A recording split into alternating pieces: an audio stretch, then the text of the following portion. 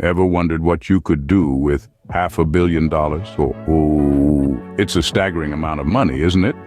Now imagine that sum landing in the coffers of one of the world's most prestigious institutions, Harvard University. Now, here's where the plot thickens. Allegedly, upon receiving a whopping $500 million donation from none other than Mark Zuckerberg, Harvard's disinformation team was mysteriously muzzled.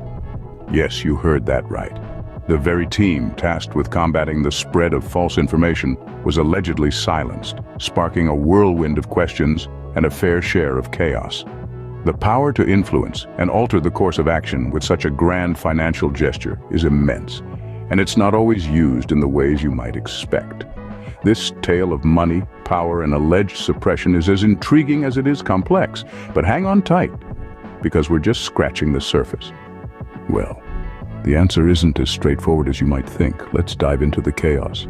Scene script. Picture this. You're part of an elite team at Harvard and your job is to combat disinformation. Then silence. Imagine being part of the Avengers of Academia, a group of scholars dedicated to battling the scourge of disinformation. Day in, day out, these digital warriors would scrutinize the online world, exposing falsehoods and shining the light of truth. They were the unsung heroes of the information's age, doing their part to keep the internet a safe place for knowledge and understanding. But then one fine day, a $500 million donation from Mark Zuckerberg himself lands on Harvard's doorstep. Suddenly, the Avengers of Academia were told to hang up their capes.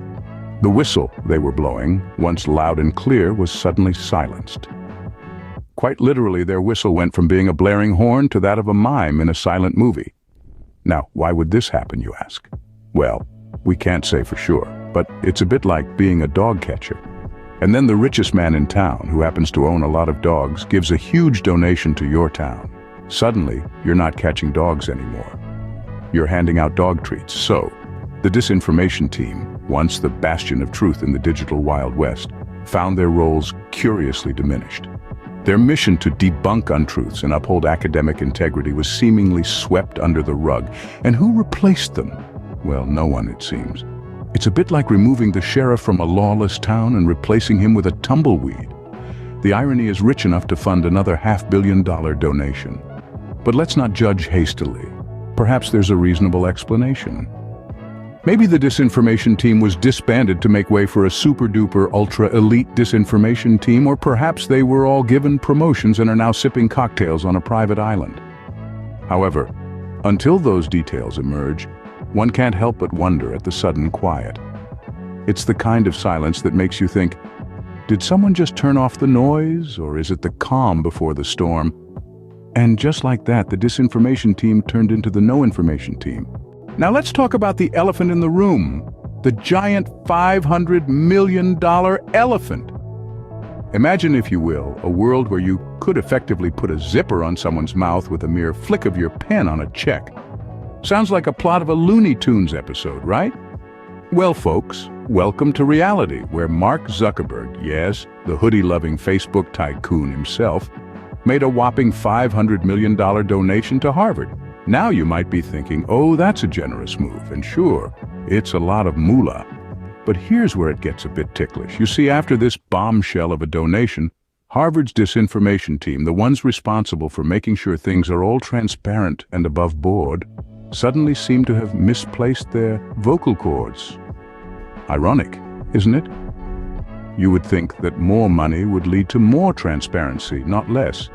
But it seems like a hefty donation can have the same effect as a well-placed sock in someone's mouth. Utter silence. One can't help but draw comparisons to a game of Monopoly.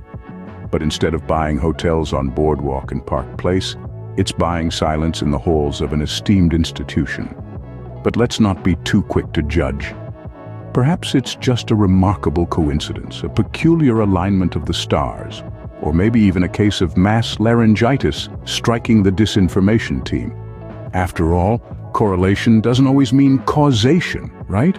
However, it does make you wonder. If a single donation can potentially muzzle a team of truth seekers, what else could these big bucks be capable of? Could they be the key to the executive bathroom? The secret to getting the best parking spot? or perhaps even the power to dictate the lunch menu.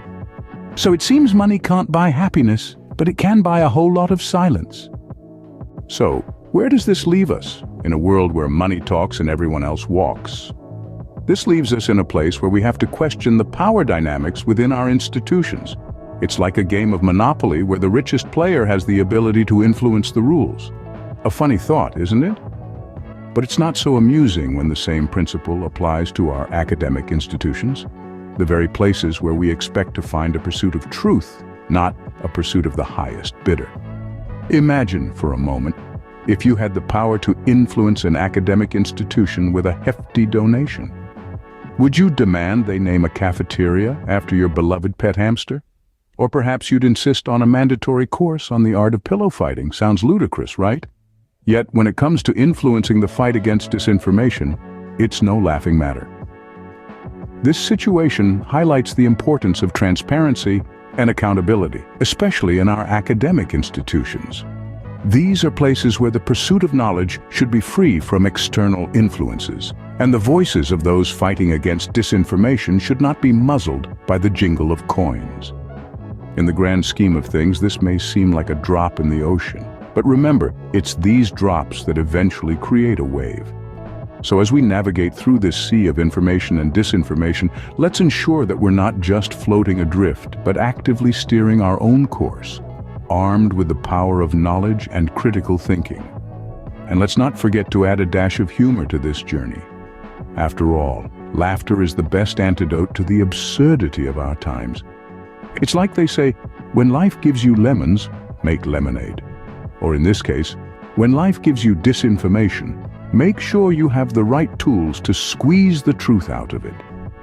In the end, it seems the biggest lesson here is that when it comes to combating disinformation, silence is not always golden, especially when it comes with a $500 million price tag.